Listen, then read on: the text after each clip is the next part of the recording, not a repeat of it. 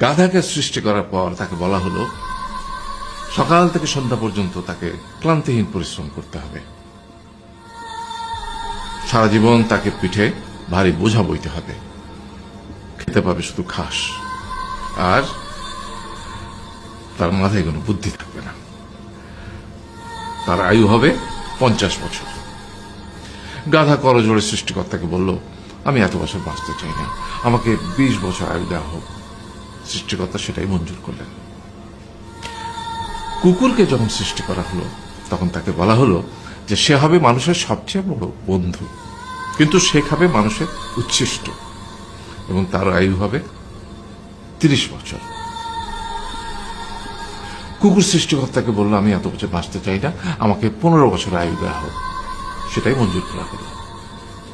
এরপর বানরকে বলা হলো, তুমি শুধু গাছের এ ডাল থেকে ও ডালে ঝুল খাবে এবং নানান রকম ফন্দি ফিকির করে মানুষকে আনন্দ দিবে, তোমার আয়ু হবে 20 বছর। বানর বলল, আমি 20 বছর বাঁচতে চাই না, আমাকে 10 বছর দেওয়া হোক। সেটাই মঞ্জুর করা হলো। এবার এলো পুরুষ মানুষের পালা। তাকে বলা হলো যে তুমি হলে প্রাণীকুলের মধ্যে সবচেয়ে বিচক্ষণ এবং বুদ্ধিমান, সেই জন্য তোমাকে প্রাণীদের শিরোমণি করা হলো এবং তোমার আয়ু হবে 20 বছর। তখন পুরুষ মানুষ বলল, করজোড়ে বলল সৃষ্টিকর্তাকে যে 20 বছর আয়ু অত্যন্ত কম, হে প্রভু, আমাকে ওই গাধার সে যে 30 বছর আয়ু চায়নি সেটা আমাকে দেয়া হোক, ওই যে কুকুর 15 বছর ফিরিয়ে দিয়েছিল সেটাও আমাকে দেয়া হোক, আর যে বানর 10 বছর নেয়নি সেটাও আমাকে দেয়া হোক।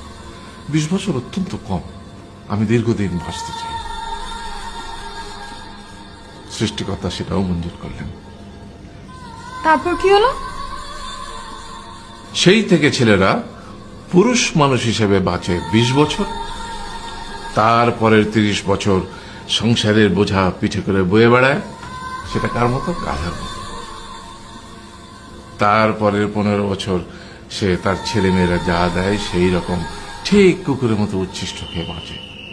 আর তারপরে বৃদ্ধ বয়সে ঠিক বানরের মতো, যেমন গাছের এডাল থেকে ওডাল ঝুল খায় বানর, তেমনি এই ছেলের বাড়ি থেকে ওই ছেলের বাড়ি, আর নানান রকম ফন্দি ফিকির করে তার নাতি নাতনিদের আনন্দ দেওয়ার চেষ্টা করে।